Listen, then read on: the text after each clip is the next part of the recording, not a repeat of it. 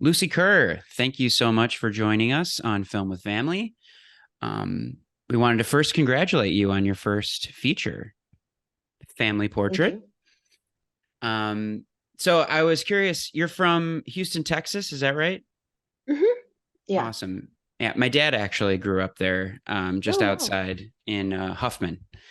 hmm Um, but I was just curious, what was your experience growing up in Texas, and how did it influence your art? That's a good question. I haven't made really work about Texas until Family Portrait, but now I think my next film will also be about the South and about Texas, because I think it was kind of a process of finding my way back to, or like getting enough kind of life experience to return to it. Um, yeah, so I grew up in a very Texas family. Like my mom's family is from West Texas. My grandfather had a barbecue restaurant. She was in rodeos, a very Texas family. And then my dad's family was in Houston for, he's was born in Houston. And I think his dad was is from Houston as well. So they had been there, yeah, for a while, and also their social circle is very much people from Texas whose families have been there for a while as well. So that was a big part of my growing up, even though Houston is a very diverse city and a very big city.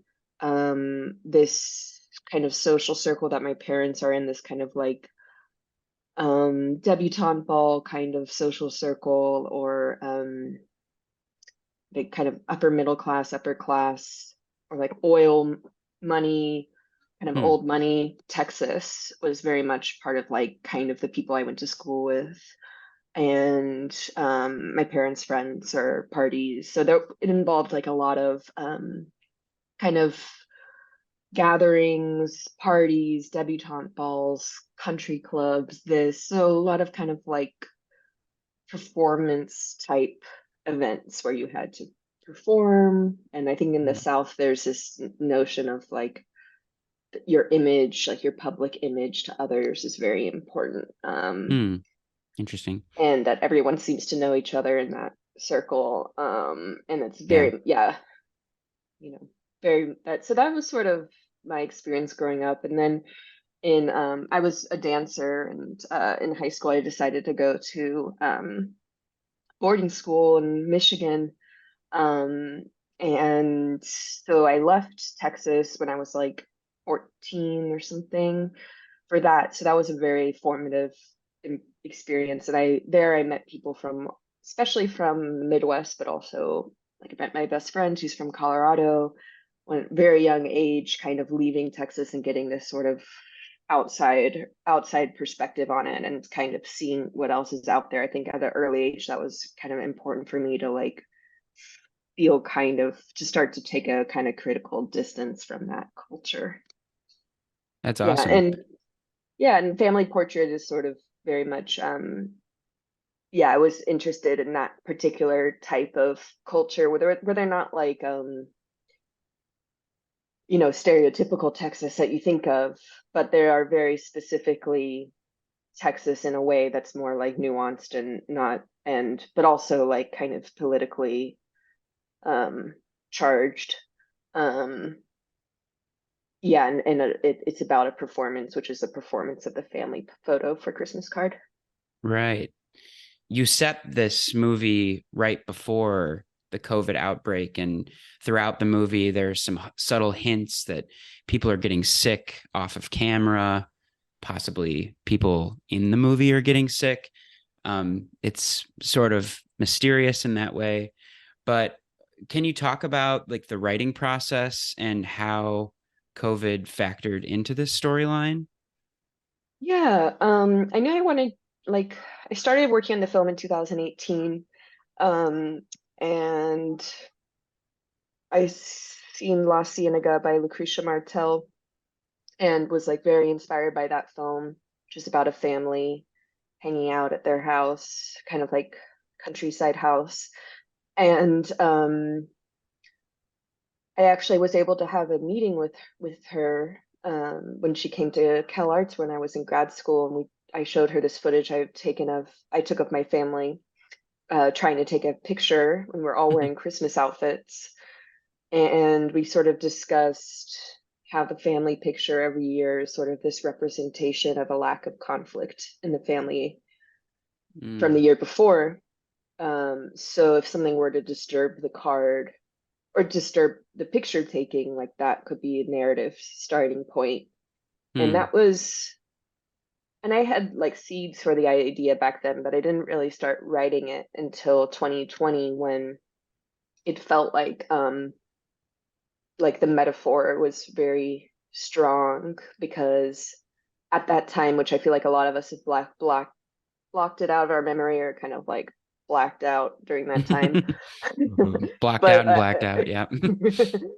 um but at that time like Trump was still president and there was like a lot of denial of what was happening, the need to like as um continue on like as things were before and like continue presenting this kind of image of American excellence sort of, and that Hmm. while like there were mass graves in New York and just kind of this denial of it, and at certain parts in the country like not even believing that was happening or not, having all these conspiracy theories and stuff like that. So Yeah. yeah, I was sort of interested in when I was that inspired me to start writing it. But I wanted to be, as the project grew on, I just wanted to be super subtle about it and make a film sort of about COVID, but really subtle because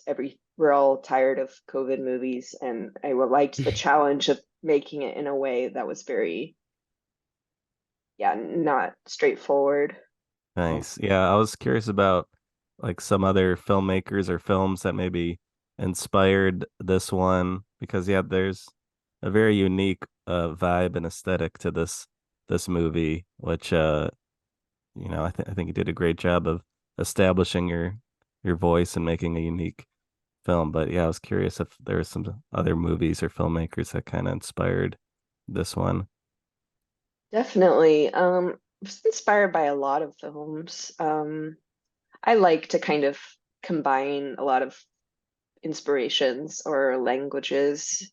Like so La Cienaga's about a family, and and they're all sort of laying around. So it's very much kind of choreographic. So that was why I responded immediately so much to it because it was a narrative film that really used like the mise en scène of bodies and space.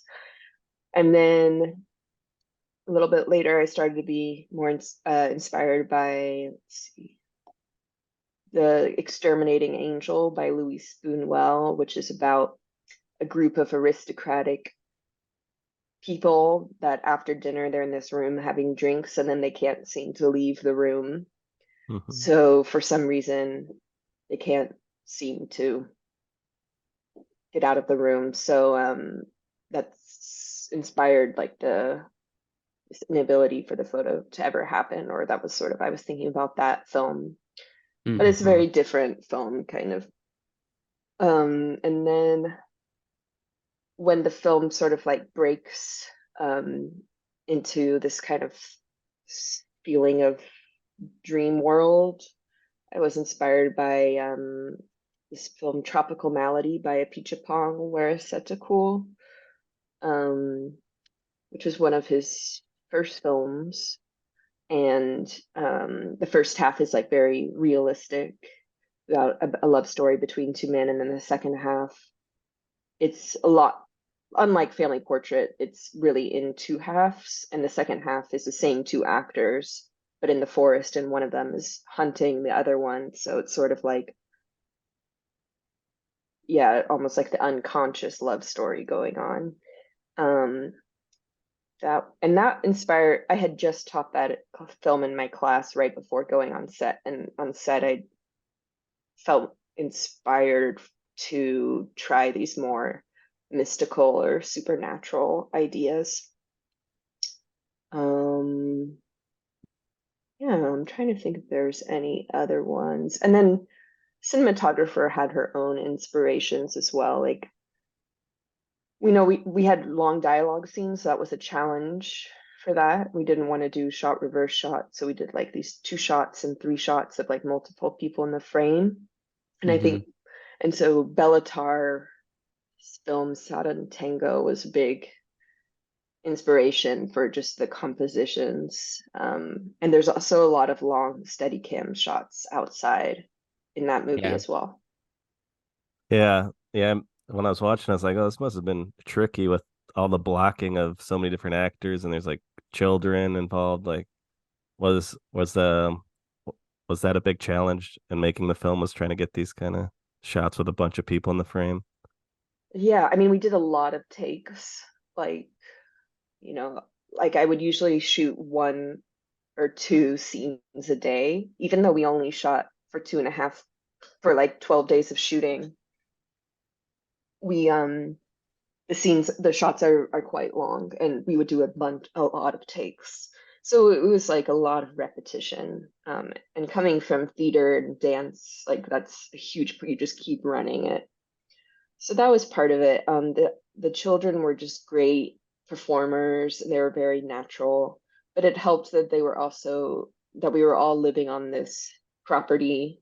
The children weren't, but they were there all the time, and it was such like a you feel like you're at summer camp or you're by the river, and you get to know they got to know each other and became good friends, and so they started to feel very natural, I think.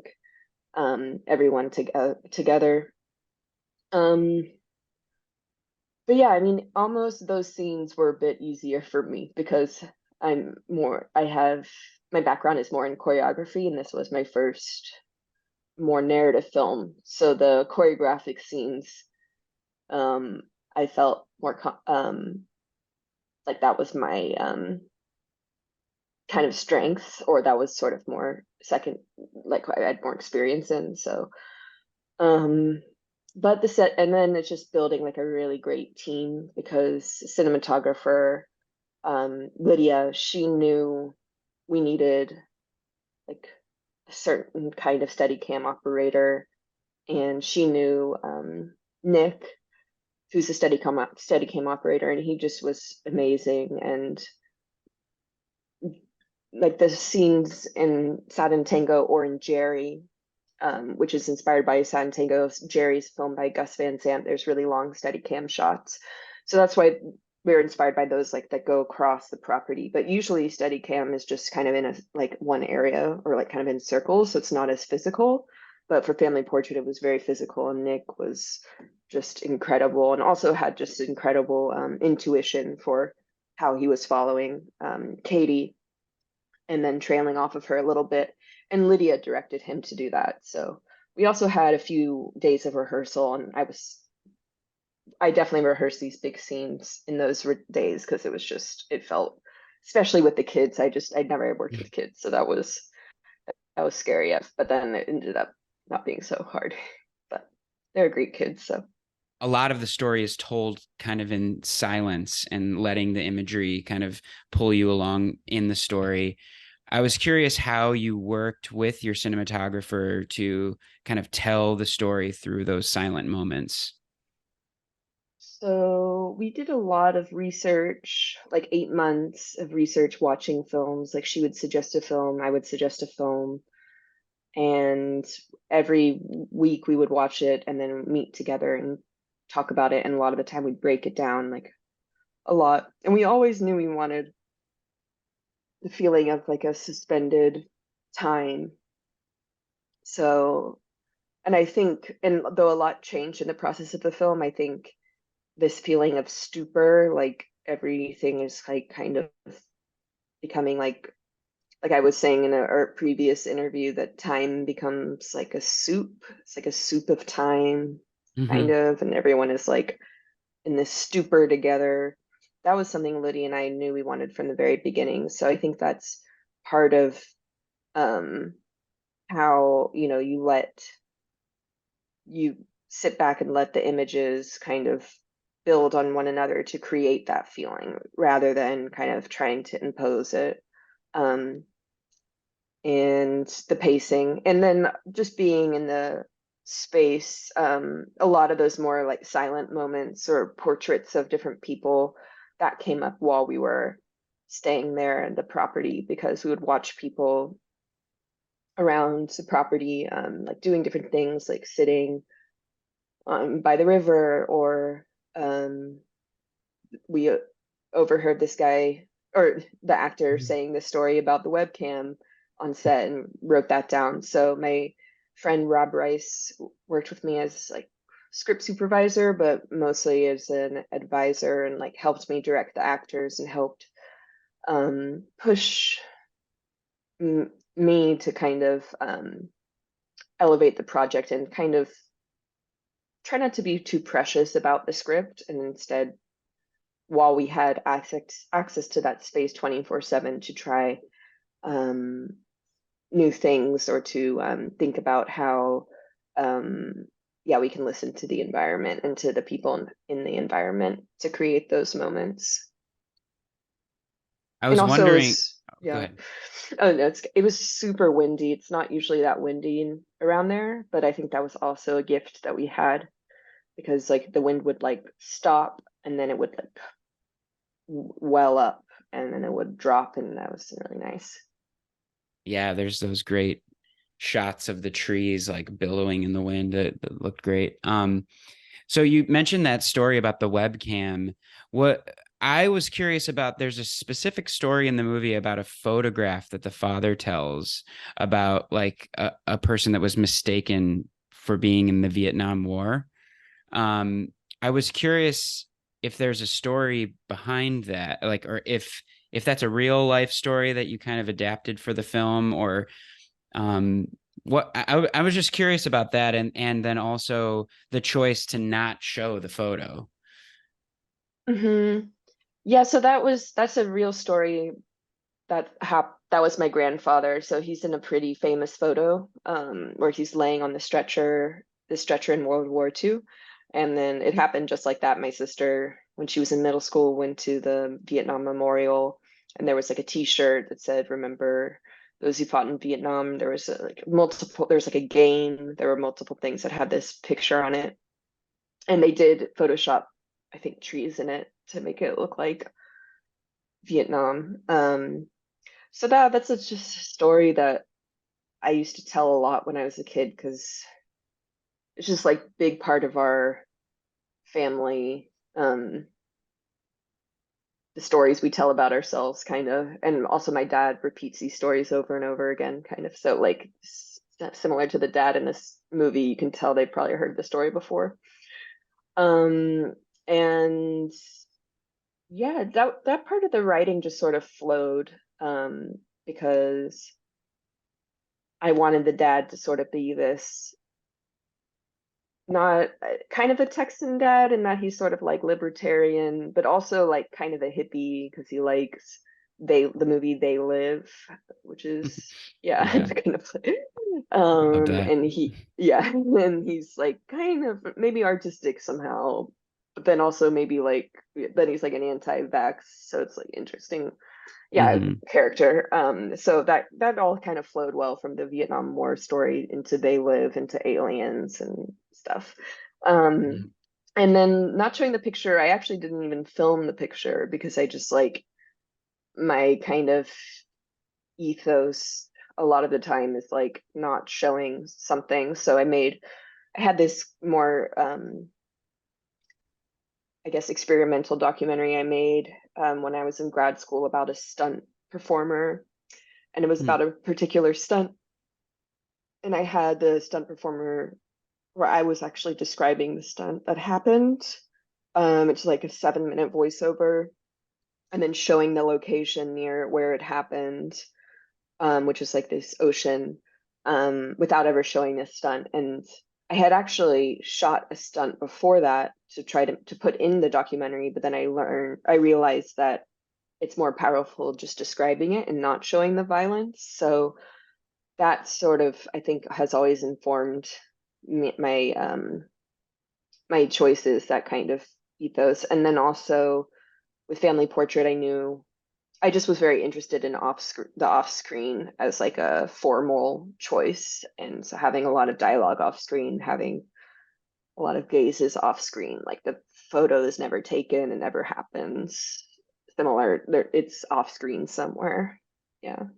Mhm. Mm. Yeah, since the gimmick of our podcast is about family, I was curious, like, if you had some specific themes about family that you're kind of wanting to express with this film, or what you're thinking about going into it.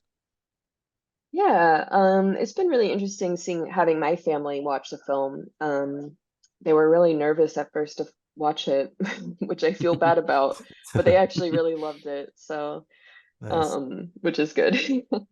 And yeah, I think like my sister said something that I think is, she's like, sometimes you are just together and you have to be cleaning, or you have to be taking care of the kid, or you're like, someone's talking about this, or there's someone's watching and you're supposed to be all together at this, um you know to I don't know, maybe for a certain task like the picture or something, but you just keep like missing each other, or you're Hmm. not, and that's okay. Like, it just doesn't mean there's something wrong with the family, or that's just life, and being in a family and being a person that's separate from other people.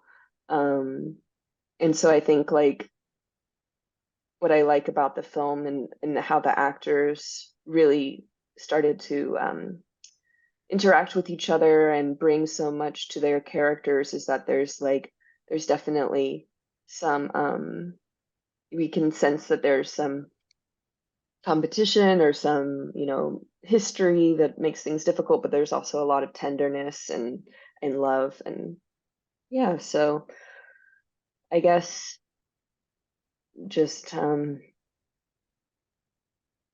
yeah, I'm hoping, and with the film as well, like she never finds her mother, and that, but it doesn't have to be like, her mother's dead, or like, people ask a lot, where's the mother? But the mother, but they end up kind of, after she's gone over, they're together on the rock, and then they become birds, and they're kind of like, Hmm. maybe it is impossible to really connect with another person, or with the family in like the way you want to for your whole life, but like that's okay. And there's this like transformation into becoming birds, or being animals, or being like a slug, or being in the water, or just kind of like creatures together. Yeah, I thought it was very believable and accurate kind of depiction of family, or yeah, it's like kind of the chaotic nature of big family gatherings. Like there's so much going on, and it can feel kind of overwhelming in its way. And I thought I did a good job of depicting that. Um, Yeah, I have a really big family, and I love big groups of people, probably because of that. Yeah, and being in a big group, things always come up. So. mhm. Yeah. So on this podcast, yeah, we bring in family members to talk about like a movie that feels important to them. And yeah, I was wondering if like we test you with this, like of bringing one of your family members on, like who do you think would be and what would the movie be? Hmm. I guess since my dad loves They Live, so that's also in the movie. Yes. Obviously, I talked about it before, and I took this class about aliens. So you see, when my family saw the movie, they were like, "Wow, there's so many things." Yeah. That I would probably want to, in this context, talk to him about the movie, because he just loves it so much, and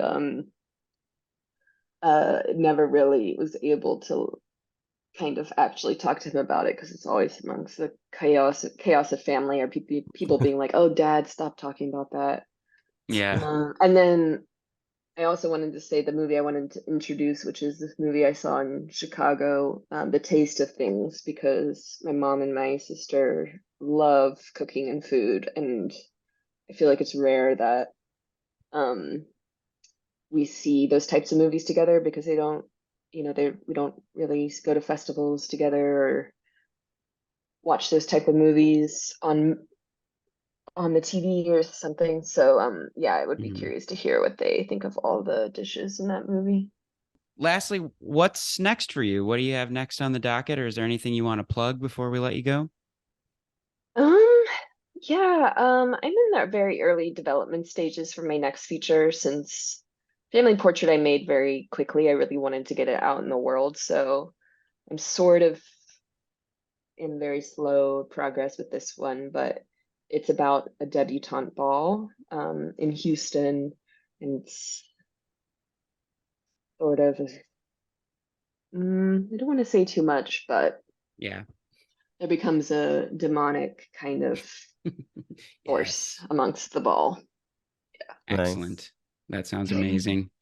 Um, are there any like plans for Family Portrait, like try to get it distributed, or like how are you gonna release this film? Is Yeah, we're trying to get it distributed. It's a bit tricky because it's very kind of rare American indie in that it's very kind of an enigma or kind of oblique, but hopefully, fingers crossed, it will find a good distribution plan. And yeah, I guess in a year should probably know what the plan might be, or maybe not, maybe sooner than that, but it's going to be traveling around for the next few months at least. So yeah, for nice? festivals. Is it coming to any specific festivals soon? Yeah, it's actually going to Houston Cinema Arts Festival in November. I'm going to do a master class there as well, and then it's going to American Film Festival in Poland. It's going to Mannheim, Heidelberg in Germany. Great. Well, if you're in Houston or Poland or Germany, check out Family Portrait by Lucy Kerr. Lucy, thank you so much for joining us on Film with Family. Thank you so much for having me. It's been super fun.